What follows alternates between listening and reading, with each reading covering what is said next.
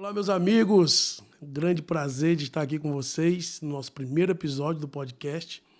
E olha, nada mais, nada menos que a nossa primeira convidada, Laura Sogueles. Olá, gente. Tô feliz de estar aqui com vocês mesmo. Uma amiga muito chegada, que nós amamos muito, né?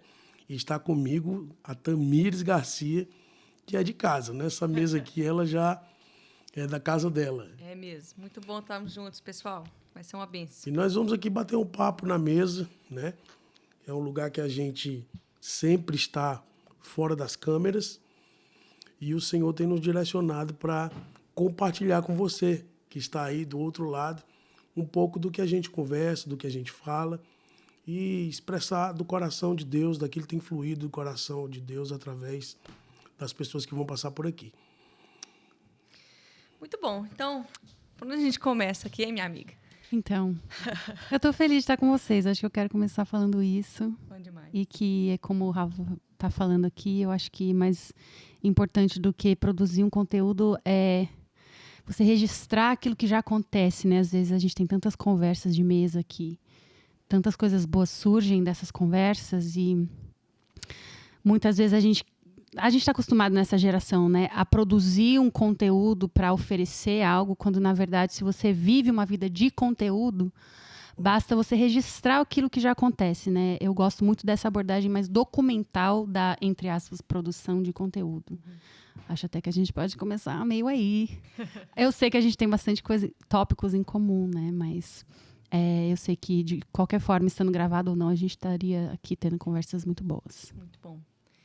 Eu estava pensando aqui, você começou a falar sobre isso, acho que a gente pode ir nessa linha, assim.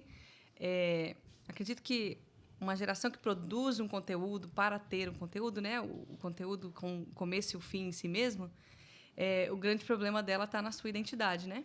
Uhum. E essa é uma mensagem que você carrega já há muito tempo, que flui de você tão naturalmente. Então, acho que a gente podia falar um pouquinho sobre isso, em como essa geração é afetada, né, pela falta de identidade e acaba por ser vazia, muitas vezes, né? Naquilo que libera, que derrama, e porque não se encontra, precisa do valor, da aprovação externa, então produz para uma aprovação. Né? Uhum. Sim, uau. É a jornada, acho que, de todos nós, e é engraçado, porque muitas vezes a gente acha que a nossa mensagem ou algo que a gente vai ter para oferecer para as pessoas vai vir de algo externo que a gente vai descobrir fora de nós. Só que, na verdade, a substância que a gente tem para dar para o outro é aquela que, na falta, a gente gerou em Deus, justamente pela ausência. Então, na verdade, falar de identidade, principalmente pelo âmbito da paternidade, né? Porque eu acho que elas caminham junto, o assunto de paternidade e de identidade, porque uma coisa se relaciona com a outra, né? A figura paterna que dá destino, que dá identidade. A figura de Deus como um pai, que também adentra os nossos cenários também muitas vezes precários, porque estamos no mundo caído, vivenciamos lares também disfuncionais. Então, na verdade, todo esse conteúdo vem justamente da falta, se as pessoas, né, forem ali investigar, conhecer mais da minha história, tem muito a ver com a minha própria busca por identidade, por causa da falta de ter crescido com muitas perguntas, muitas indagações, muitos vazios até, mas a verdade é que todos nós, todo ser humano, ele tem um vazio profundo até que ele se encontre e se depare com o Senhor. Né? Um dos trechos mais conhecidos, mais famosos da palavra é Jesus oferecendo água viva para a mulher no poço. Amém. Que ele começa ali com aquela proposta de hey, você pode pegar água para mim? E ele dá aquela introdução para falar, não, se você soubesse com quem você está falando, você me pediria água viva. Então, Jesus ele está falando dele mesmo e também da premissa básica de que o ser humano, até que ele conheça Cristo e também não só conheça como uma teologia distante, mas que ele beba da água viva de Cristo, ele é seco, ele é vazio, ele tem sede. E essa sede por Jesus se manifesta de várias formas. E é por isso que existe tantos sintomas na nossa geração. São vazios existenciais que, na verdade, é um desejo por Deus em que as pessoas estão buscando ser preenchidas, né, encontrar essa água viva em fontes falsas, em lugares que não saciam. Isso é algo bem básico da existência humana, mas que a gente muitas vezes vive como se isso não fosse real. Né? Vivemos como se realmente essas coisas iriam, né, nos satisfazer. Inclusive, tem a versão do mundo que é mais fácil identificar, né? Tipo riquezas, carreira, nanana. Mas tem a versão evangélica também disso, que é o ídolo do ministério, o ídolo da... Gente, até o ídolo de ser... É engraçado como sempre vai ter uma versão carnal daquilo que a gente só pode produzir em Deus. Então, até coisa de, tipo, eu sou separado, ou eu sou ungido, até isso pode ser, tipo, um ídolo. Enfim, as pessoas falam muito, não toca no ungido, né? Meu Deus. Contexto, Fora do contexto, né? Você se defende em vez de se entregar à defesa do Senhor, né? Sim. Como Jesus fez, isso, né? tudo parte da falta de identidade, né? Você vê que sempre Jesus, você vai lendo as Escrituras e vai vendo Jesus sempre encontrando algumas mulheres. Porque a mulher, ela expressa a igreja. Né? Então, a mulher está expressando ali uma igreja sem identidade. Jesus, ele encontra aquela mulher e realmente aquele encontro marca a história dela e muda a história dela, igual como encontrou com Madalena, né? E nós vemos, até os dias de hoje, Jesus querendo batizar a igreja com identidade. E quando foi, Laura, assim, que você se encontrou em Deus, não pelo dom que você carrega? Porque tem gente que flui, né, e que firma a identidade no que ela faz. E a pessoa tem um dom, tem um talento, ela canta, ela prega, ela profetiza e acha que a identidade dela é isso. Quando que você se encontrou em Deus e entendeu que realmente não é o que você faz que te dá valor? Na fraqueza. Uau. Porque quando eu não tinha nada, assim, acho que são fases e ciclos que o Senhor lida com a gente cada vez mais profundamente. Eu acho um pouco pretensioso falar, foi esse dia que eu me encontrei e nunca mais fui tentada em colocar minha identidade em outras coisas. Mas eu me lembro de um processo que foi, acho que um dos mais definitivos, para eu entender que era só o Senhor que eu tinha, que o Senhor, ele aprove ao Senhor realmente... me despir de vários outros subterfúgios, né? É a bondade do Senhor que nos conduz ao deserto, esse lugar que a gente depende completamente dele. Ele quis fazer isso com Israel justamente para fidelizar Israel antes deles entrarem na Terra Prometida, porque ele sabia da propensão humana de, quando estamos no lugar confortável, de se esquecer do Senhor, aquele que fez, né, a nuvem de dia, o fogo de noite que causou tantos milagres, a comida, o maná que vinha, se esquecer que o Senhor, ele provê na precariedade. Então, ele, na sua bondade de perfeita sabedoria e governança das nossas vidas, ele nos leva ao deserto para isso. Eu tenho certeza que você teria muito para falar sobre isso também, Tamires. Tem uma música que fala sobre isso, né? Você me leva ao deserto. Eu acho que então, eu acho que tem uma música aí, viu? Faz passar pelo vale para mostrar. Então, exato. Mas muitas... Tamires, você está aqui me ajudando. A Tamires aqui está como alguém entrevistando também. Né? Mas ela tem liberdade também para falar. Sim. Fica à vontade. O apóstolo Paulo fala sobre isso, né? Ele fala, eu orei 3 vezes aqui para o Senhor tirar esse espinho na carne. A resposta do Senhor para mim é: minha graça te basta. O meu poder se aperfeiçoa na tua fraqueza, né? Tem uma frase do Brennan Manning que eu gosto muito, que Deus ama, e essa é a maneira que ele trabalha. Ele diz, somente um curador ferido pode se mover com íntima compaixão. Então, eu acredito que é isso que Deus faz conosco, né? Você estava compartilhando aí, eu me lembrei disso. Ele pega a nossa fraqueza e ele extrai força. É a força dele. É na nossa fraqueza, é a força dele que é aperfeiçoada em nós, vasos de barro, né? E isso alcança outras pessoas. Eu amo que quando a gente olha para Jesus, e o símbolo do evangelho, ele não é o trono, né? Ele é a cruz. Então, é nós olharmos para o Cristo quebrado, partido, dilacerado, e ele dizendo, eu venci o mundo. E ele vencendo todas as coisas, ele vencendo o pecado, nos religando a Deus, não no trono, mas na cruz. Yes. Então, essa perspectiva, eu acredito que se perdeu muito no nosso meio, justamente por isso, de muitas pessoas pensarem que elas precisam passar essa ideia de super espirituais, semideuses, que não têm fraquezas, que não têm falhas, e que não... Quando, na verdade, o Evangelho nos mostra o Cristo quebrado, que nos religou a Deus, e, obviamente, a sua segunda vinda, ele assentado no trono. Hoje tem um homem no trono do céu, mas um homem, ainda assim. Deus, né? 100% Deus, 100% homem, mas ainda assim um homem. Então... Eu acredito que a gente falar sobre isso, sobre essas fraquezas, né? Tira a gente desse lugar das pessoas acharem que, não, peraí, a Laura, o Rafael, a Tamires, eles estão num lugar inalcançável para mim no Evangelho, quando é o contrário. Eu acredito que Deus pega, e eu vejo isso, posso falar por mim mesma, Deus pega os mais quebrados, os mais lascados, aqueles que, justamente como diz a Escritura, as loucuras do mundo, né? Aqueles que... enfim, ninguém ia dizer, olha, escolhe a Tamires, entendeu? Escolhe o Rafael, escolhe a Laura, porque esse projeto vai dar certo. É só olhar para os 12 discípulos. Enfim, se eu fosse, obviamente, né, se eu fosse espalhar uma mensagem para sempre, eu não escolheria um Pedro, um Judas, sabe? Não, um João. Um Tomé. Não, ainda que um Judas ainda para trair no final das contas, sabe? Mas o Senhor continua escolhendo as coisas loucas do mundo. E acredito que essa é uma das esperanças que nós podemos ter, é que, como está escrito, né, se com Ele nós padecemos, com Ele seremos glorificados. Então, eu acho muito importante a gente compartilhar isso na mesa, de que a gente não é super-herói. Outro dia eu estava numa mesa com alguns irmãos e eu falei de uma experiência que Deus me levou aqui para uma cabana aqui perto. E eu fiquei 3 dias ali jejuando e ali tive algumas experiências e liguei para o meu pastor confessando meus pecados. Os caras foram assim, como assim, cara? Vocês não têm pecados? E os caras assim, você peca? Eu disse, não. Se você não pega, você é mentiroso, cara.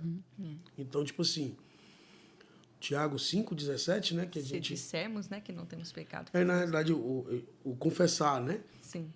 Se confessarmos os nossos pecados, né? Ele é fiel e justo.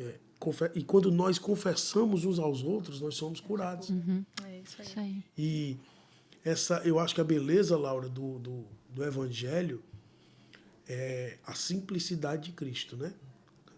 O Evangelho, ele é simples. E aí os homens enfeitam o pavão e nós pensamos que, uau, eu nunca vou chegar no padrão dessa pessoa. Eu nunca vou ser igual a ele, porque as pessoas não se expõem. E elas não mostram de fato quem elas são. E vão se blindando com o dom, com o talento, com a performance, e não trazem realmente aquele coração, como você está dizendo. Onde foi, Laura? Foi na fraqueza. Foi nos momentos mais difíceis que eu me encontrei. Sim, até para quebrar a nossa própria ilusão pessoal de que a gente... que vai ser na nossa própria força, nosso próprio talento. Esse subterfúgio de você buscar em outras coisas, ou na sua própria capacidade, no seu talento, na sua performance, seu desempenho, a sua identidade, o seu senso de valor, não só é nocivo, como também é nutrido por essa ilusão. Que é a ilusão que nos mantém do encontro com o verdadeiro evangelho. Porque se eu não entendo quão necessitado eu sou, eu não entendo o poder do evangelho e quão maravilhoso e boa notícia o evangelho de fato é. Porque se eu ainda confio na minha justiça própria, o meu próprio poder de governar minha vida, ser bem-sucedido, ser feliz, ou seja lá o que você quiser nomear como objetivo que traz valor à sua vida, quando você ainda confia nessas coisas, você não entendeu quão miserável você não entendeu quão necessitado você é da pessoa de Cristo. De um Salvador, né? Exato. Ser autossuficiente. E é uma ilusão. Não interessa o quão bem-sucedido você possa ser, eu posso garantir que é uma ilusão. Por isso que é um presente. Por isso que a palavra diz para nós nos alegrarmos no sofrimento ou na provação, porque é um presente você se dar conta do quanto você é necessitado do Senhor. É por isso que ele bem disse, né? Bem-aventurado é o que é pobre de espírito. E não é pobre no sentido da pobreza. Em qualquer outro sentido, senão você saber que você é necessitado. É interessante espiritualmente. essa palavra pobre, do latim, ela é humus, né? Que é o estrume. Uou. Então, bem-aventurado que é estrume.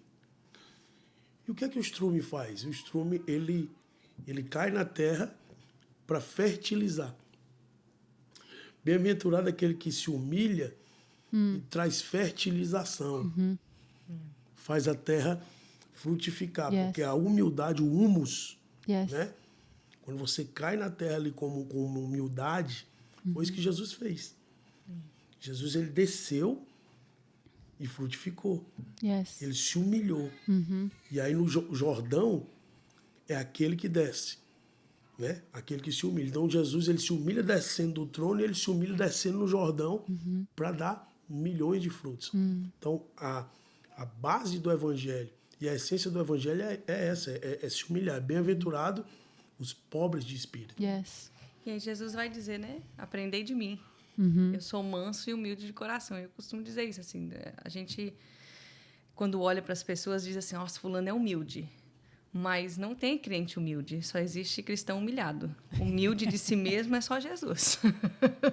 Humilde de si mesmo é só Jesus. O resto, a gente não. A gente é humilhado. Aí a gente aprende e entrar nesse lugar de humilhação para que Cristo, o Cristo humilde, apareça em nós. Yes. Mas nós sozinhos não conseguimos.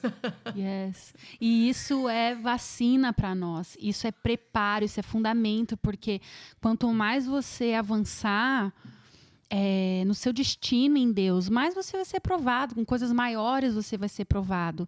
Então, na verdade, é a bondade do Senhor, né? Mais uma vez, trazendo referência ao povo de Israel, que ficou naquele tempo. Às vezes a gente fala, o deserto, 40 anos. Mas o Senhor sabia o que eles precisavam, quis vaciná-los, ensiná-los, amá-los através daquela correção, daquele preparo da melhor forma, para que ele pudesse, né, entregar promessas para eles. E mesmo assim, a gente sabe na história que eles ainda assim se esqueceram. Não todos, mas a maioria se esqueceram do Senhor. Para ficar registrado ali de novo, que não existe crente humilde, só o humilhado, aquele que diz sim à correção do Senhor. Fica aí para os cortes, não existe crente humilde. É muito bom.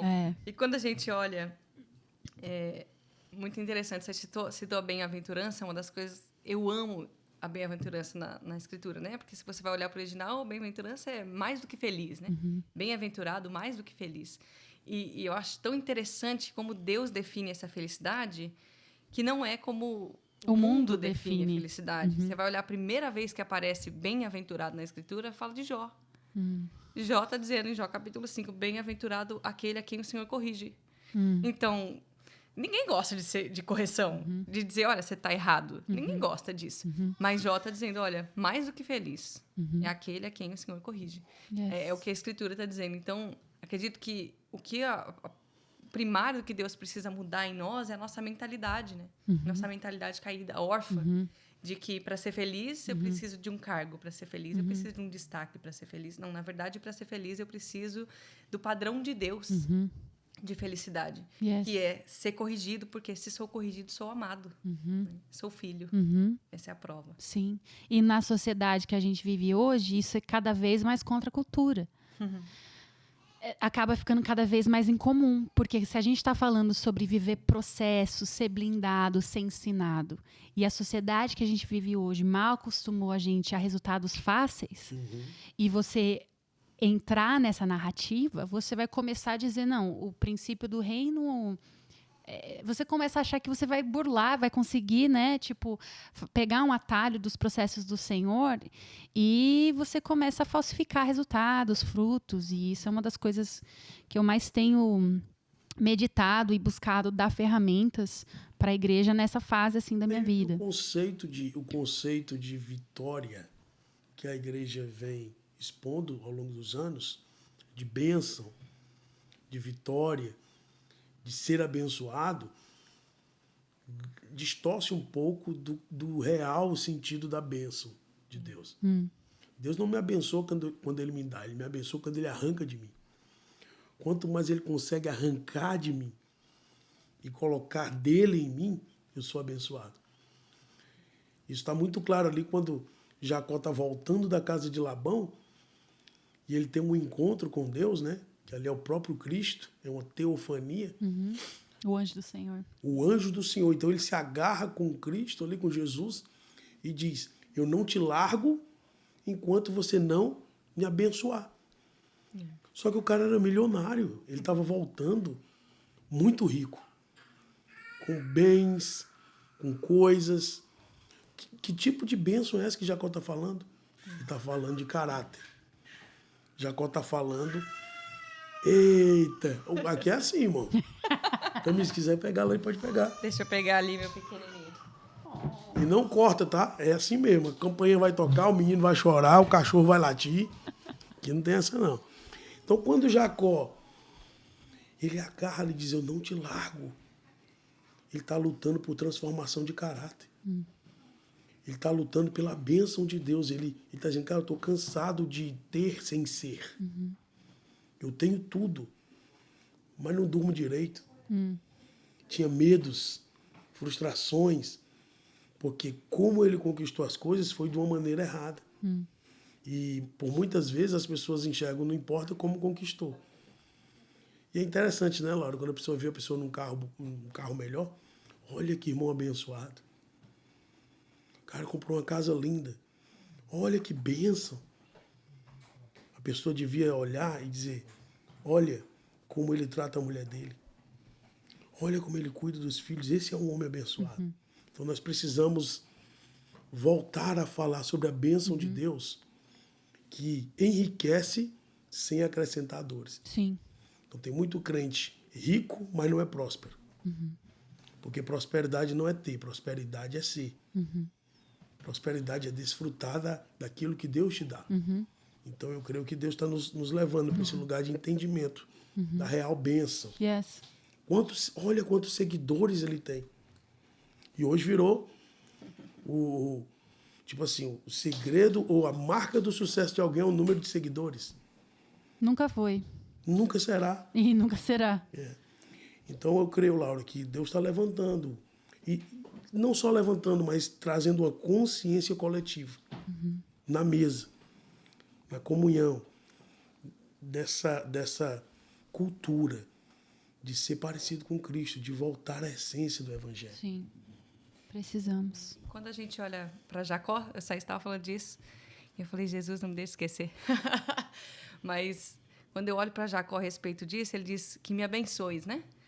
E aí a gente pensa, qualquer pessoa pensaria, um carro novo, uma casa nova, um marido, uma esposa, um filho. Aí a Bíblia diz que na luta ele toca no ligamento da coxa. E dessa bênção, Jacó sai manco. Isso. Então, eu acredito que aqueles que realmente foram abençoados por Deus foram tocados de uma maneira que dói. Aquilo dói, né? Então, é uma coisa que eu levo no meu coração. Nunca confio num homem que não manca. Para ele ser um homem de Deus, para dizer aquele cara teve um encontro com o Senhor, ele manca. Ele tem marcas, né? O apóstolo Paulo vai falar sobre isso. Ninguém me importune. Eu trago no corpo as marcas de Cristo. Então, a gente precisa carregar as marcas do Evangelho. E as marcas do Evangelho não tem nada a ver com as roupas de marca, não tem nada a ver com os carros de marca, não tem nada a ver com a quantidade de seguidores. Tem a ver com o quanto de Cristo tem sido gerado em nós, né? Porque João vai dizer: convém que ele cresça e eu diminua. Não é que é fácil, não é que é simples, não é que é bom para a nossa carne, mas convém. É necessário que ele cresça. Porque se ele não crescer em nós, então... que evangelho é esse que nós estamos vivendo? E as canções, as canções, as pregações, tudo que nós façamos, né, Paulo diz: tudo que façais para a glória de Deus. Não para fazer sucesso. Não para vender. Não para dar lucro. O lucro... E aí, pastor, você é contra o lucro? Não, de forma nenhuma. Mas o que Jesus manda através do que eu faço também é para cumprir um propósito. Sim. Então eu creio que as músicas que ele dá, as canções, as mensagens, tudo isso, os livros que nós escrevemos, é para a glória dele. Yes. E também se conecta com o primeiro mandamento, que é amar o Senhor com tudo, força, entendimento, alma. Porque não só é ruim para nós quando nós colocamos a nossa confiança em outras coisas, como isso também aponta que os nossos afetos estão nessas coisas. Porque se Deus é amor e Deus nos criou para Ele, para sermos completamente realizados plenos apenas nele, existe um anseio por colocar nossas afeições em coisas que possam nos trazer vida. É uma falsa forma de vida. Por que as pessoas perseguem esses objetivos? Porque isso traz uma recompensa que agrega valor a mim, que agrega um senso de vida, de virtude, de satisfação. O John tá rindo para mim. Delícia. Que eu substituo. É um falso Deus. É um falso substituto daquilo que eu fui criada para ter em Deus. Então, é por isso que o inimigo ele quer distorcer isso mesmo, porque ele sabe que o ser humano, quando ele quando os afetos dele estão realmente no Senhor, tudo isso coloca aquele ser humano em ação para viver coisas extraordinárias. Mas se os afetos do meu coração, e de fato existe uma disputa invisível pelos afetos do nosso coração, o que nós vamos amar, o que nós vamos nos afeiçoar, né? Aquilo que a gente gasta tempo, nossa energia, é aquilo que a gente ama. Eu sou muito cuidadosa nesse sentido, assim, tento ser, mas eu não sei se eu... claro, às vezes a gente canta canções, a gente enche a boca para falar te amo, Senhor, com todo o meu coração. E assim, eu sou uma pessoa que eu gosto bastante daquilo que é real e eu não quero cantar algo de boca cheia que eu sei que eu estou amadurecendo. E, claro, eu amo ao Senhor, mas é mais assim, é mais uma pergunta do que uma afirmação. Senhor, eu te amo de todo o meu coração. Você, como Davi disse, né, me sonda, me conhece, vê se há em mim. Porque o amor maduro, ele é apenas o amor de Jesus, que morreu por todos. E a palavra diz, Jesus dizendo que o maior amor é aquele que dá a sua vida pelo seu irmão. Então, estar disposto a morrer. E se a gente... e não está falando só de morrer numa cruz por alguém, mas a morte do meu ego, a morte do meu orgulho, essas pequenas mortes que na vida real são presentes nos nossos relacionamentos. Então, e também como, né, amar ao Senhor que você não vê sem amar o seu irmão que você vê. Então, eu acho que a gente precisa entender até a teologia do que é amar a Deus. Porque não adianta você... enfim, achar que ama ou falar que ama. E principalmente na área da adoração... Ou cantar, né? Porque... Exato. Eu acho que é a hora que a gente mais mente. Exato. Na hora do louvor. Porque é um momento também meio romântico, meio emocional. Não precisa ser, mas é um momento que... Tem um amigo meu que, né? Daniel Souza compôs uma canção. Eu digo, cara, a música do Daniel faz muita gente mentir. Recebi um novo coração do Pai. Aí o povo canta. Somos corpo... Aí dá a mão pro outro, né? Sim. Uma família, e muitas vezes não tem sido família. Uhum. Sem qualquer falsidade, Sem meu Deus. qualquer falsidade, vivendo a verdade, né? Expressando a glória do Senhor. Será? É para ser assim.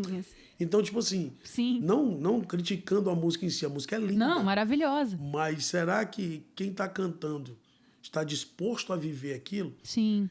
E você falou de Davi, né? No caso... canções, mensagens, livros levam as pessoas a níveis de fama, de conhecimento, porque você é promovido com a verdade. Sim. Né? O pastor Luiz Hermínio fala isso, que Deus não promove homens, Deus promove a verdade. Uhum. E todos aqueles que estão andando com a verdade serão promovidos. Isso. Mas na hora que acontece um problema, a que você se agarra? Ao que você conquistou? Porque, por exemplo, Davi, ele conquistou muita coisa, mas na hora que deu uma zica, por que ele clamou? Pela presença. Uhum. O medo dele era perder a presença. Uhum. Sabe? O pânico de Davi, na hora da crise, do pecado, do erro, não foi perder o que ele conquistou. Uhum. Né? A fama, o dinheiro, o trono. Ele cai no chão e diz, cara, não retira de mim a tua presença, o teu espírito. Uhum. E torna-me a dar a alegria da salvação. Eu estava meditando sobre isso. Davi está dizendo o seguinte, eu não quero nem ser só salvo, eu quero ter a alegria da salvação. Porque tem crente que se tiver salvo, está tudo tranquilo, né?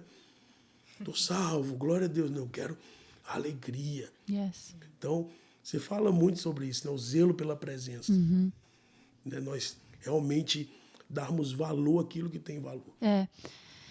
Eu ia até falar, como no âmbito da adoração, a gente experimenta esse vão entre o que é real e o que nós cantamos.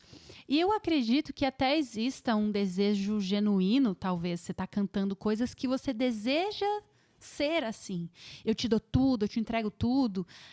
No momento ali, a gente canta e a gente se emociona porque existe um desejo de estar disposto a ser assim. Mas, na realidade das nossas vidas, nas decisões diárias, nas coisas que nós nos deparamos, na vida real, que nunca era para ter sido algo separado, essa coisa de tipo culto do domingo e a outra vida. Eu ainda vejo que isso é um tremendo abismo entre a vida dentro das quatro paredes da igreja versus fora dela. Nunca deveria ter havido esse abismo, mas ele existe. Só que ele não deveria existir. Então, existem algumas contradições assim, óbvias e absurdas entre aquilo que nós falamos ou pregamos e aquilo que nós vivemos. Justamente por causa desse aplauso. A gente exagera a mensagem, a gente prega além do que a gente vive para ter essa recompensa imediata do aplauso ou da aprovação, sendo que a gente cresceu muito na teoria e a prática ela não está ali. Porque existem algumas coisas básicas de amor, de perdão. Isso vai minando a nossa autoridade, né? Também. E nos torna grandes hipócritas também. Jesus falou sobre isso, né, com os fariseus, inclusive. Ele falou, vocês não podem crer, porque vocês buscam a glória uns dos outros. E vocês não podem ter uma fé genuína. Vocês olham, vocês estão vendo o Cristo de Deus, mas vocês não conseguem crer, vocês não vão crer, porque vocês ainda buscam a glória uns dos outros. Então, ele fala de uma coisa tão básica como a fé. A fé em oposição à glória dos homens. Então, quando, na verdade, a gente se rende à glória dos homens, aos aplausos dos homens, nós estamos em oposição a uma fé verdadeira. Uau. No Evangelho. Sim. Então, eu não posso viver um evangelho verdadeiro, porque sem fé é impossível agradar a Deus. Eu não posso ter essa fé que agrada a Deus e que me faz ir além, de crer no Cristo, né? Porque a Escritura diz, se você crer no seu coração e confessar com a sua boca, e é interessante que aí não está no passado, está no presente, eu preciso crer todo dia. Então, se eu não tenho esse desligar da glória dos homens, eu não posso crer hoje em Cristo. Então, eu estou desligado de Cristo, porque não podeis crer se buscais a glória uns dos outros. Muito bom. Então, eu acredito que o Senhor está nos chamando para olhar para a glória dele, e aí vai acontecer com a gente o que aconteceu com Isaías. Ai de mim. Ai de mim. Aí eu vou perecendo, porque agora não é mais só... Você vê que Isaías vem numa pegada de criticar os outros. Era isso que eu ia dizer. Não era só ai de Moabe, ai de ti, prostituta, E ai de ti, realmente beberrão. são palavras que vieram do Senhor, mas de um lugar ainda onde ele não tinha encontrado com a glória do Senhor. Então, eu costumo dizer isso, a gente só se contenta com o poder dos homens e a glória dos homens porque a gente parou de se encontrar com o poder e a glória do Senhor. Yes. Então, porque quando a gente olha para a glória do Senhor, a resposta é Nem se compara. pronta. Você fala, aquilo lá não era glória. Yes. Aquilo lá que eu vivi, aquele aplauso, aquelas luzes, aquela falsa fama, porque aquele mesmo povo que está gritando queremos sinais, que maravilha, é o povo que vai gritar crucifica. Então, a Bíblia diz que Jesus não se deixava enganar por eles, porque conhecia o seu coração. Um coração corrompido, que na verdade estava atrás de um lucro. Tem um vídeo que você fez, né? Inclusive parte dele foi nessa mesa. Tem uma parte do vídeo que você joga... Sim. Você joga... As medalhas no chão. Medalhas no chão, né? Você está querendo passar uma informação... É essa informação que você está querendo passar. Essa informação. Que as recompensas... Porque acontece? Na nossa falta de identidade, a gente vai buscando as recompensas dos homens. Tentando provar que a gente é uma coisa que, na verdade, a gente não é. Sem Cristo, Jesus estava falando... Ele falou isso tão claro. Sem mim, nada podeis fazer.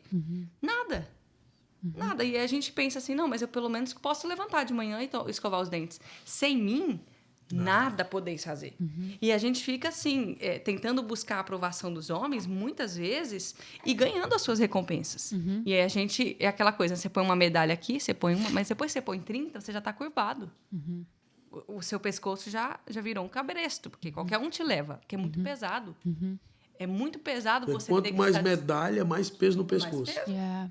mais encurvado você está diante daquilo que virou seu ídolo, que não é mais o Senhor. Yes. Eu acho realmente, justamente por esse motivo, que o inimigo tem seduzido a todos nós, mas principalmente a igreja, porque é a noiva de Cristo, a se embriagar ou ser, pelo menos, né, de alguma forma intoxicada com a glória humana. Sim. Porque quando você passa a amar essa glória humana, você começa, justamente o que você estava falando, muito bem colocado, você começa a substituí-la pela glória de Deus. Uau. Você se contenta com aquela glória inferior, porque é inferior. É uma grande mentira, uma ilusão, uma inversão de valores, você achar que você ter... Meu querido, não importa se você está enchendo estádios, se você está... Não estou falando que é errado encher estádio, entendo o que eu estou falando, mas assim, você pode estar ali numa condição mais ideal, até mesmo dentro do reino, dentro do ministério. Nada disso se compara com a própria glória de Deus. E eu acho que a sedução, ela está justamente nessa dificuldade, às vezes, da gente discernir aquilo que é ainda a glória dos homens e a glória de Deus. Porque, como eu comecei falando aqui, existe uma versão evangelicamente aceitável também daquilo que ainda é glória dos homens. O problema não é a glória de Hollywood. A gente já viu que é fake, a gente já viu que é podre. Pelo menos eu já vi.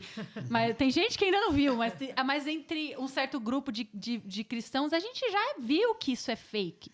Mas o problema é quando a gente, dentro do ambiente religioso, a gente também levanta ídolos, uma versão daquilo que também é carnal. Mas que tem o rótulo de Jesus em cima, tem o rótulo do reino. Isso é ainda mais perigoso, isso é ainda mais enganoso. E é por isso que eu tenho sentido essa incumbência com essa mensagem do zelo pela presença de Deus e falar quanto ao ambiente até da adoração, porque a gente está lidando aí outra coisa que você, amiga, pode falar muito, que você lida com a questão de música, você lida com projetos, lançamentos, você lida com aquilo que, pelo menos no mundo, é associado à glória humana. E a tentação daquele que não morreu para si, talvez tenha sido salvo, tá contente com a salvação, só que isso é dano, tá? Aquele que é salvo no espírito, mas não renova a sua mente e começa a usar do evangelho misturado com seu ganho próprio, isso é perigosíssimo. Vai produzir palha. Exato. Vai queimar no último dia. E vai enganar outros achando que você estava ali produzindo um metal precioso e você também estava só fazendo palha. Que é justamente essa tentação de você fazer um copia e cola. Eu copio o sistema do mundo, eu colo dentro da igreja, tudo bem. Eu tenho um título cristão, eu tenho só que os princípios não são do reino. Sim. Eu uso princípios fomentados pela avareza, pela ganância, pelo amor ao dinheiro, pelo amor à fama. Eu acredito que essa tentação é aquela que o diabo trouxe para Jesus. Transforma as pedras em pães. Eu creio muito que o diabo está dizendo assim, usa o teu dom para comer. Yes. Faz um malabarismo aí e come, mata a tua fome. Então eu creio que tem muitos ministros, profetas, que têm transformado pedras em pães. E usado o dom que Deus deu para edificação do corpo de Cristo, para alimentação própria, para sustento próprio e para se promover. Então, eu acredito muito que esse contexto aí, não, eu vou fazer, eu vou produzir. Eu não fui chamado para produzir, eu fui chamado para atrair a glória de Deus. E quando a glória de Deus vem, qual é a minha missão hoje, Laura? Não é buscar unção, é proteger da mosca morta. Então, eu acho que as pessoas estão muito vulneráveis e deixam a mosca morta cair na unção. É ungido? Mas a mosca caiu ali. Eu acho que essa passagem... Eu consigo enxergar aí em Mateus 5 essas quase como que 3 dimensões, né, da tentação de Jesus, e acredito que é onde a igreja também passa, não tem jeito. Mas ele fala transforma pedras em pães, né? Ele está falando de uma necessidade carnal, necessidade física, né? Então, acredito que muita gente passa aí nessa, né? Eu vou vender aqui aquilo que é precioso para comer, satisfazer as necessidades físicas, né? Comida, bebida, eletricidade, roupa, né? Coisas assim. Tem um âmbito emocional, porque a Bíblia diz que ele é levado, né? Para um alto lugar. E aí, assim, se joga. Porque se Deus é Deus, ele tem que te salvar. Se Deus te ama, ele não vai deixar você sofrer. Se Deus te ama, então, esse lugar de, emocionalmente instável, precisando de provar alguma coisa, e tentando a Deus mesmo. E, em último lugar, acredito que também no âmbito espiritual, que acho que é onde muita gente se perde. Se dobra e por reino e glória. Não é por outra coisa. Não, mas é porque eu quero ver o reino de Deus. Eu quero ver a glória de Deus. Então, já que eu quero ver a glória de Deus, eu vou dar um jeito aqui, eu vou dobrar aqui um pouquinho a coisa, porque aí eu vou alcançar mais pessoas. Eu vou me moldar ao sistema do mundo, porque aí de repente, eu vou ter mais voz, eu vou ser mais conhecido, eu vou ser mais visto, e aí eu vou glorificar o Senhor, porque não, é em função da glória de Deus. Então, muita gente se perde, acredito, nessa desculpa é porque eu quero trazer a glória de Deus, é porque eu quero o reino de Deus. Mas, ainda assim, se dobra por um atalho que Deus não escolheu, né? Eu estava meditando esses dias em Números e tem estado muito latente, né, no meu coração essa palavra. Acredito que é uma coisa que o Senhor está acendendo assim, para a igreja, né? A Bíblia diz que quando o espírito de ciúme tomava conta do coração do marido, ele levava a sua esposa diante do sacerdote e aí, o que ele fazia? Ele falava assim, olha, o ciúme acendeu. E aí, como que eles iam saber se ela tinha adulterado ou não? Porque fala, se ela não foi pega em flagrante adultério, mas o coração do marido foi cheio de ciúme, ele leva até o sacerdote. Ele solta os cabelos dela, é uma coisa de extrema vergonha. Ele pega a água que era derramada em libação ao Senhor, ele pega aquela água, pega o pó da terra, joga naquela água, faz aquela mulher beber, humilha ela, dá uma água amarga para ela beber. Se ela traiu o seu marido, ela vai quase como ter um mioma. A barriga dela vai inchar e ela vai morrer. Mas se ela não trair o seu marido, ela vai gerar filhos. Então, o resultado é o mesmo. O resultado é o mesmo. A barriga vai crescer. E acredito que é isso que o Senhor está fazendo agora com a sua igreja. Ele vai permitir, e acredito que já tem feito isso, que as pessoas passem esse lugar, a igreja passa esse lugar humilhante mesmo. Soltar os cabelos, mostrar o que é de verdade e tomar uma água amarga. E aí nós vamos saber quem está traindo o noivo. Porque quem está traindo o noivo vai crescer uma barriga, mas vai morrer. E quem não está traindo o noivo vai gerar filhos. Isso é o que o Senhor está fazendo. Isso tem estado tão latente no meu coração, essa passagem, porque agora não vai mais dar para esconder. Porque verdadeiro... Dá para dar uma pausa, não? Porque o negócio está forte aqui. Um verdadeiro relacionamento com o Senhor, de intimidade, vai gerar o fruto que veio do Espírito. Um relacionamento que não veio com o Senhor, uma intimidade falsa, uma traição da causa do noivo, vai trazer morte. Então, acredito que essa mensagem que você tem carregado, Laura, eu estou fazendo seu curso, inclusive, falo que eu sou a aluna número 1 daquele curso. Muito porque eu acredito depois que tem que falar como é que se inscreve no curso, né? Vamos falar, vamos puxar esse assunto aí. Porque eu acredito que essa mensagem que o Senhor plantou no seu coração, ela é precisa para o tempo de hoje, para a igreja brasileira de fala portuguesa, não só no Brasil, mas também em outras nações. E por que não traduzir esse curso, expandir para outras nações e de trazer de novo e zelar pela presença de Deus. Porque aquilo que nós vamos gerar ou vai trazer morte, ou vai trazer filhos para Deus, né? Forte. Yes. Uau. Eu estou recebendo aqui dessa palavra, amiga. Então, eu estou também um pouco abalada agora. Mas é isso. O Senhor, Ele é tão perfeito na forma como Ele... disciplina. Se a gente soubesse o benefício de ser disciplinado, e também a gente carrega, às vezes, muitos conceitos distorcidos da disciplina, né? A gente conhece, na maior parte do tempo, a disciplina abusiva, né? Não a disciplina em amor. Se a gente soubesse o fruto da disciplina em amor, a gente amaria. Como a palavra diz, né? Que o sábio, ele ama a disciplina. O tolo é que rejeita a disciplina do Senhor, porque ela nos dá vida, né? O Senhor tem um caminho de vida para nós, mas eu tô tão... eu fui abalado por essa palavra. Abalada não, fui encorajada, mas eu senti o da palavra, que a palavra ela carrega uma unção, uma vida, mas amém. É isso. É isso. Eu acredito que Deus está... Esse é o poder da mesa, né? A mesa ela tem esse poder de extrair revelação, né? Muitas vezes no culto eu recebo informação, mas a igreja precisa voltar para esse lugar.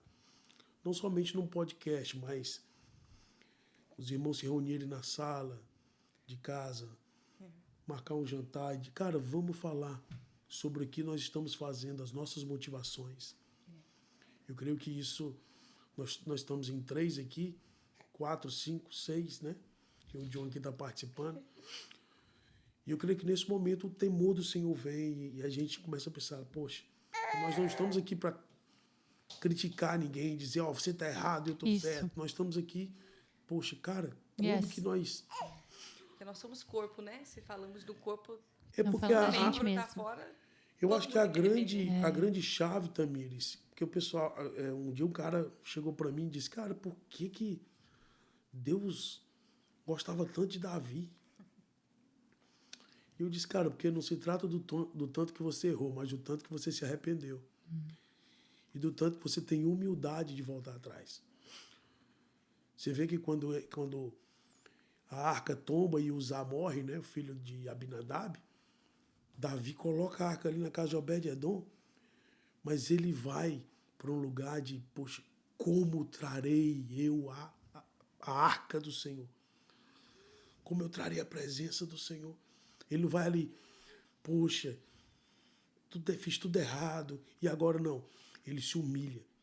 E você vê na história Davi sempre voltando atrás, se humilhando. E Jesus é chamado filho de Davi, né? Porque ele não vem de uma linhagem perfeita, ele vem de uma linhagem arrependida. Yes, muito bom. Acho que é o batismo de arrependimento. A gente sentar e dizer, poxa, cara, nós estamos fazendo errado. Como vamos fazer da maneira correta? Porque ainda dá tempo. Sim. Né, Laura? E eu louvo a Deus pela sua vida, pelo seu coração, por trazer essa mensagem de zelo pela presença. Então nós estamos, daqui a pouco vamos estar encerrando esse momento, né, nas câmeras, mas vamos continuar, né, tomando um cafezinho. Mas fala um pouco sobre essa mensagem, esse projeto. Sim. Tamires está fazendo, eu quero também já me inscrever. Oh, obrigada. Quero fazer também. E me fala como que as pessoas podem acessar isso. Sim. Né? Obrigada, onde gente. Onde nasceu esse projeto? Sim, é até legal ter a oportunidade de falar sobre isso também. E obrigado pelo incentivo de vocês em relação a essa mensagem. Para resumir um pouco de como ela veio, né, à existência, de fato, a mensagem em si, ela tem sido gerada, acho que ao longo da minha vida, as experiências, porque uma mensagem, ela também não nasce do dia para o outro. Isso. Ela é testada também na nossa própria vida, na minha vida. Claro que as pessoas conhecem aí um pouco da minha trajetória na adoração, então sabem que é ao meio que eu transito, em que eu tenho também estado nos últimos anos. Mas, inclusive, foi engraçado. Em novembro do ano de 2021, teve uma postagem minha falando sobre a questão mesmo da indústria do entretenimento, da pressão, que eu vou contar um pouco até a história dessa postagem, brevemente, porque acho que eu nunca tive a chance de falar sobre isso. E isso, na verdade, tem a ver com o nascimento do zelo pela presença, ou pelo menos assim, o sinal verde do Senhor. Porque quando a mensagem está sendo gerada dentro de você, não importa quando ela vai sair. O Senhor vai falar quando e como. Principalmente porque o Senhor, ele é perfeito. Tudo aquilo que é feito na vontade dele, ela vem à tona de forma madura. O Senhor, ele não te coloca num lugar de exposição de algo, de um fruto, até que aquilo seja maduro, até para sua própria preservação. Então, aquilo já estava sendo gerado em mim. Eu já contei bastante da minha jornada também aqui na América, na adoração, quando eu tive a oportunidade de fazer o podcast com o pessoal do Hub, podcast com o Brunão, os meninos. Então, eu contei bastante. Na verdade, foi engraçado, eu tinha acabado de terminar o meu período servindo ali, então estava tudo muito fresco. Então, eu fui falando da minha experiência e tudo mais. E naquele ponto, 8 meses antes, foi quando eu escrevi aquele post. Eu estava ali numa demanda bem alta de ministrar louvor praticamente todos os dias. Para quem não sabe, eu fiquei 5 anos da minha vida levantando 6 da manhã ou 5h40 da manhã para passar som 6h50 da manhã, para ir ao vivo liderando louvor para mais de 500 pessoas 8 da manhã, praticamente todos os dias da semana, ou pelo menos 3 vezes na semana, por 5 anos da minha vida. É muito tempo. E aprove ao Senhor me colocar nessa situação, porque eu fui aprendendo muitas coisas, vivendo. Tem a pressão também da parte prática, o cansaço físico, mas também de contender para que o lugar de adoração continue sendo um lugar genuíno e autêntico, mesmo quando tem vários fatores estruturais e também quando a assiduidade te causa um cansaço. E a verdade é que a adoração autêntica, a adoração que flui do coração, você vai encontrar um conflito ali quando você tem uma coisa toda estrutural, montada. Nenhum ser humano foi criado para isso. A coisa, né? Tipo, a performance, ela não é natural do ser humano, né? Então, eu estava wrestling, que a gente fala em inglês, né? Tipo assim, passando por várias tensões dentro de mim, dessa necessidade de navegar a expectativa cultural do chamado de liderar a adoração, a projeção que é feita na pessoa, as expectativas que são humanas, a mentalidade de cultura de entretenimento que cresce, as pessoas começam a se comportar cada vez mais como consumidoras ao invés de adoradoras. E se o líder de adoração, a banda, ou o povo que está ministrando não entende sua função, você acaba caindo debaixo daquele jugo. E eu também liderava pessoas, então tinha que trabalhar isso. Vários aspectos. Então, naquele período, eu estava assim, bem cansada. E eu vi essa foto que um amigo meu, que é fotógrafo, tinha tirado minha daquela manhã. E eu estava com uma cara de sofrimento na foto. E eu me conheço. Não era uma cara assim de choro na presença. Era um reflexo daquilo, da pressão.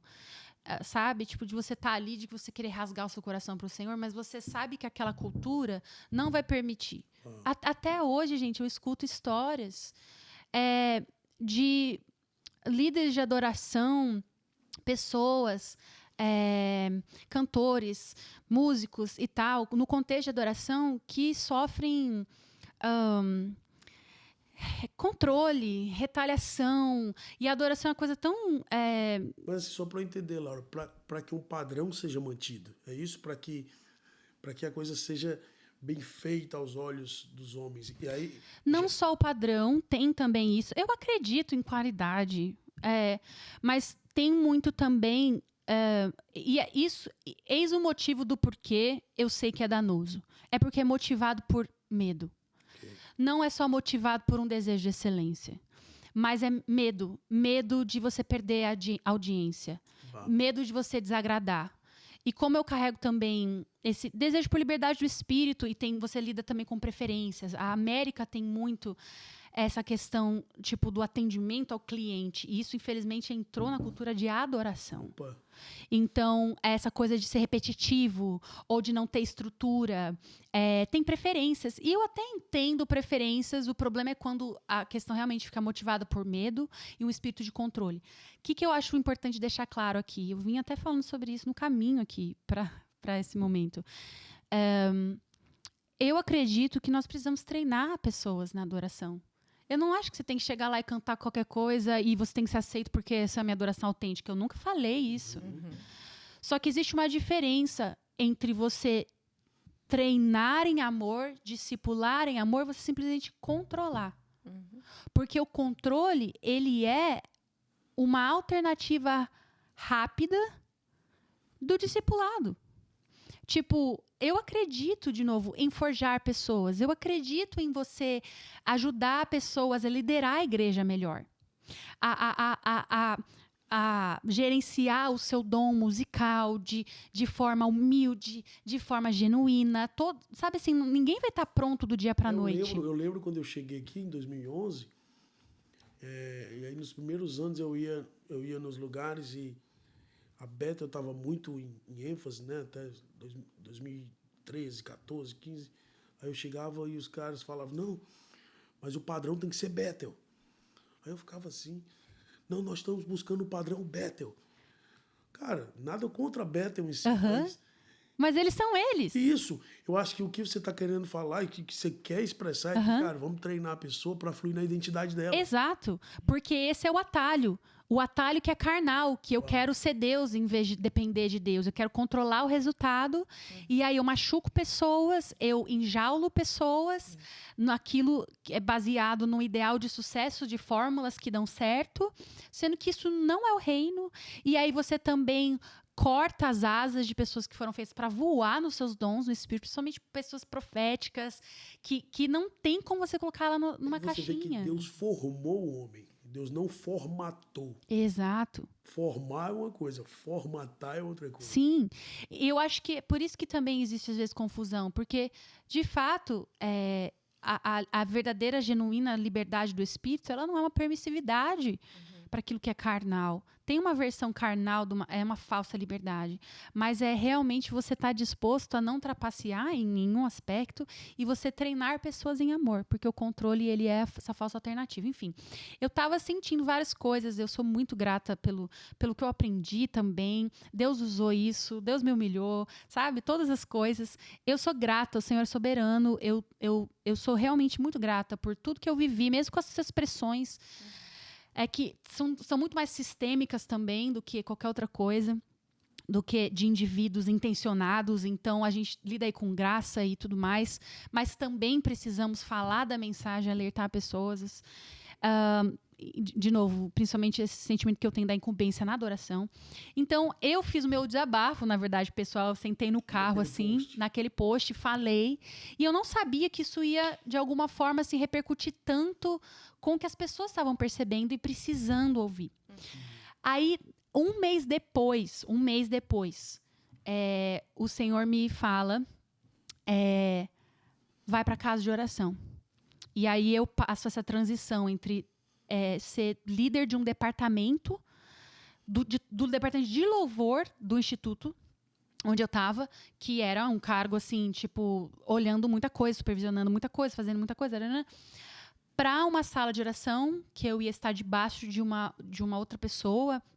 Eu até já falei isso também no podcast do Bastidores. Era uma sala que estava meio antiguinha, equipamento antigo, meio, ninguém dá muita moral, mas incorporar a mensagem. Eu senti o Senhor falando, incorpore a mensagem. Não só fale a mensagem, seja a mensagem, vá para lá. E aí foi quando eu experimentei essa transição. E agora eu falei que eu ia falar resumidamente, mas agora eu vou falar mais resumidamente. Porque a gente não cobra por hora. Tá livre. Podcast 2 horas. Mas, basicamente, depois da minha transição mesmo, eu passei esse período que eu também tirei meio que com um sabático forçado do Senhor, em que eu tive tempo de realmente não estar nesse ritmo. E foi quando, pela inspiração do Espírito, aquele toquezinho assim do Espírito, nudge, que a gente fala em inglês, é um nudge assim, do Espírito Santo, eu senti que era a hora de talvez transformar essa mensagem de uma forma, dar à luz essa mensagem de forma tangível. Então, nem foi uma coisa assim muito, vamos fazer todo esse planejamento. Eu lembro que até a gente não tinha planejamento do design, tipo, vamos escolher uma identidade. Não, eu comecei a fazer, eu não sabia nome, não sabia, acho que um dia lá, eu senti o Senhor falar, zelo pela presença. Foi pegada Abraão. Vai indo e vai descobrindo. Exato. Eu lembro até, eu fui olhar depois, o primeiro post foi dia 20 de setembro. E aí o Senhor fez um aceleramento, assim, graças a Deus já veio alguém para me ajudar com o design, a gente estabeleceu algumas coisas, mas uma coisa que as pessoas talvez não saibam, o conteúdo todo lá, inclusive muito do design, sou eu quem faço. Eu que tô ali, claro, a gente começou a expandir os projetos, aí com certeza tenho ali ajuda, assim, mas muito do conteúdo de arte, essa parte de arte, de decisões, realmente, para mim, é algo que eu estou resguardando com o meu próprio zelo. E aí os passos foram sendo dados, eu senti a graça do Senhor para realmente, assim, diariamente esse conteúdo ir. E aí, realmente, quando eu comecei a falar sobre adoração, eu vi essa reciprocidade, esse desejo. O Senhor deu o sinal verde, então temos dado passos. Aí tinha amigos preciosos também que um dia falaram, olha, se você quiser fazer algo, uma mesa redonda, com músicos, com adoradores, conta com a gente. São amigos que moram lá na Espanha. Imediatamente, quando eles falaram isso, a gente estava numa mesa de um restaurante, eu senti a presença de Deus invadir a mesa. E eu falei, vamos fazer. E aí, o Zelo pela Presença nasceu logo em seguida, então eu uni os propósitos, a gente fez a primeira escola presencial do Zelo pela Presença. Pode marcar uma aqui em Kansas, hein? Pode marcar a segunda aqui, já fica o convite. Olha, a gente está super nesse lugar, tipo, Deus, e agora? Qual que é porque a gente recebe, né, perguntas, vai ser no Brasil, vai ser... Eu senti fazer na Europa, foi muito louco, veio pessoas de países diferentes, foi uma presença de Deus, assim, muito, assim... foi muito além do que eu imaginava. Então, o Senhor tem colocado alguns passos adiante. E o outro passo importante foi o Senhor falou, grava esse conteúdo. E eu nunca tinha feito nada assim. E... Parece, viu? Sério? Não parece. Assistir, eu não sou rasgadora de seda, não. Sim, amiga, a graça do Senhor realmente... Assim, é aquela coisa, quando a mensagem já está em você... É fácil. Mesmo você não tendo aquela experiência de gravação para câmera... Eu sempre digo o seguinte, falar a verdade é fácil, difícil é fingir. É verdade, exato. Foi isso. O Senhor acrescentou a ajuda necessária que eu precisava. E aí eu consegui, né, gravar esse conteúdo no Brasil antes de voltar para cá.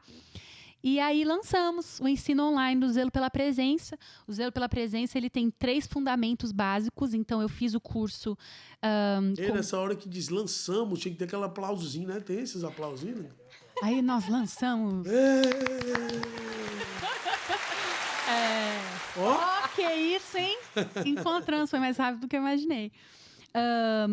E aí, são 3 módulos. Os 3 módulos, cada um, segue o conteúdo de um dos pilares. O primeiro pilar é o retorno ao design original da adoração, ou seja, a adoração tem o seu design revelado na palavra. Mesmo quando ainda era sombra, você vê os princípios de Deus, mesmo no Velho Testamento, sobre a adoração. Essa frase, a adoração tem o seu design... revelado na palavra. Não é a indústria do entretenimento que determina a adoração. A gente não pode copiar e colar. É na palavra.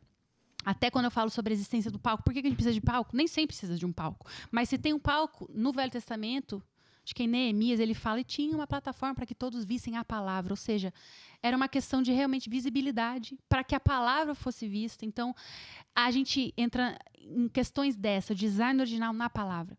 O segundo é fomentar o zelo pela presença de Deus. Então, uma vez que eu entendi que o design não está na cultura, mas está na palavra... Por que esse zelo se faz tão presente? Por que Davi era consumido por esse zelo? Por que ele tinha angústia? Aquele zelo pela tua casa me consome, do Salmo 69, o contexto dele é angústia, os inimigos, dele se sentir estrangeiro dentro da sua própria família. Por que ele era tão mal compreendido? Porque ele tinha essa aflição, esse zelo pela presença de Deus, esse resguardo que nem a própria família entendia, e ele ganhava inimigos. É inconveniente você zelar pela presença. Então, entender o porquê da necessidade de resguardar. Falo também sobre essa questão que a gente falou um pouquinho aqui sobre ídolos do coração humano, como o homem foi criado para adorar. Se as suas afeições não estiverem em Deus, no Deus verdadeiro, ele cria ídolos. Então, para que todos nós entendamos e nos arrependamos, vamos entender a nossa própria propensão, porque não é eles, não. Como vocês falaram, somos nós. Não é de um lugar de superioridade que a gente está falando, deveria ser assim, mas não é. Somos todos nós como corpo. entendendo coisas que às vezes a gente não entende porque a gente está tão secularizado que a gente não entendeu o melhor de Deus no plano dele. E o terceiro, que eu vou acabar agora aqui, meu momento longo, estendido falando, que é reformar a prática da adoração. E eu sei que reforma é uma palavra ousada, porque eu tô falando de reforma mesmo. Eu acredito, eu senti o Senhor, eu lembro o Senhor me comissionando, falando, eu quero reformar a expressão do evangelho. Que nada mais é que o retorno ao design original, não é nada novo, não estamos reinventando a roda, mas é uma reforma da adoração. Uma vez que eu entendi que o design original está na palavra e não na cultura. Uma vez que eu entendi a importância de zelar e retornar a esse lugar, então eu vou reformar o meu entendimento da adoração. Eu vou reformar a prática de adoração. Eu não vou simplesmente deixar ela continuar formatada por métodos humanos. Existe uma forma diferente. Aí eu entro na parte bem prática, para músicos e líderes de adoração mesmo. Os elementos, como é importante a unidade, como é importante... E falo sobre coisas bem práticas mesmo. Algumas coisas sobre escutativa.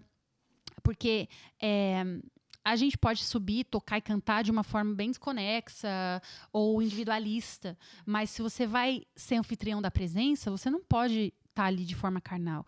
Então, a importância, né, da escutativa, o elemento da concordância, se dois ou mais concordarem. Sabia que você tocar o seu instrumento em concordância ao outro resulta como concordância no reino espiritual? Concordar não é só falar amém. Eu posso concordar com a minha música, se o meu instrumento ele é uma extensão de mim, enfim. Aí a gente vai entrar nessas partes bem práticas, que me anima muito. Eu quero muito ver uma geração de músicos e adoradores. Eu acho que tem muito ainda aí que na permissão do Senhor vai ser possível fazer. Dá para a gente entrar cada um desses tópicos de forma mais aprofundada. Eu acho que esse primeiro curso ele é bem os fundamentos. Então vamos ver o que o Senhor vai fazer.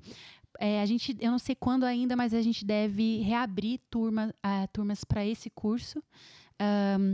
Nos próximos meses e também, com a graça do Senhor, gerar mais dessas aulas, desses tópicos e escolas e tudo mais. Sabe um livro aí, né? Quem sabe um livro, eu creio que no futuro. Para as pessoas estarem mais informadas, rede social mesmo, Instagram. Isso, ótimo. Zelo pela presença. Que como não tem cedilha, zelo pela presença. Segue aí, gente. Instagram, @zelo pela presença. Exatamente. É isso, gente. Muito bom. Não, bom demais. Não, bom demais. Tá aqui bebendo. Bom demais estar com vocês. Foi um prazer, viu, Laura, ter você na nossa mesa, na nossa casa. Essa casa é sua. Obrigada, né? amigo. Você faz parte dessa família. E como a Tamires falou, se sentir de fazer algum aqui em Kansas City... Uau. Equipe, mão de obra, nós estamos já aqui. tem um time pronto, né? Yes, eu amaria. Para servir você. Sim. No que você precisar. Amém. Você tem uma família aqui em Kansas City. Obrigada, gente. Eu fico muito, muito honrada com isso. Realmente foi uma honra ter você no nosso primeiro episódio. Yes! Né? Neste Dá um podcast. aplauso aí, um aplauso. Laura Sogueles, no nosso primeiro episódio, gente. Yes! Que honra minha! Alô! Muito bom, muito bom. E, na realidade, esse projeto não era um sonho, não era um desejo, mas eu tenho procurado não fazer o que eu quero, fazer o que o Senhor quer que eu faça. Amém. Eu já vinha relutando um pouco, meu canal tá parado, e muita gente cobrando, cara, você precisa, a gente quer ouvir mais, a gente quer receber mais. E eu fazendo uma viagem agora esses dias, um pastor lá do norte do país disse, pastor, eu senti de te dar um presente. Né? Pastor Luiz Carlos, inclusive, quero publicamente agradecer você aqui, que você foi o canal que Deus usou para isso. E aí ele veio com os equipamentos, tudo. Com mesa, com... Te presenteou. E me deu todo o equipamento do podcast, microfones, fone de ouvido. E naquela hora o Espírito Santo, sabe, falou muito forte no meu coração. E daí eu fiquei, poxa, e agora? Vou ter que alugar um espaço. O Espírito Santo falou mais uma vez, não, faz na tua cozinha. Yes. Estamos aqui. O espaço já está lá. Estamos aqui sem luzes apropriadas, sem muita coisa, mas na simplicidade e no desejo de espalhar a mensagem. Amém.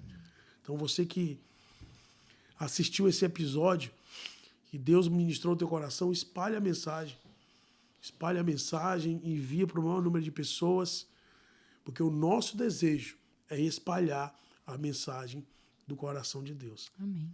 Muito obrigado, Laura. Por nada, gente. Nós queremos te agradecer de todo o coração e queremos encerrar esse episódio orando.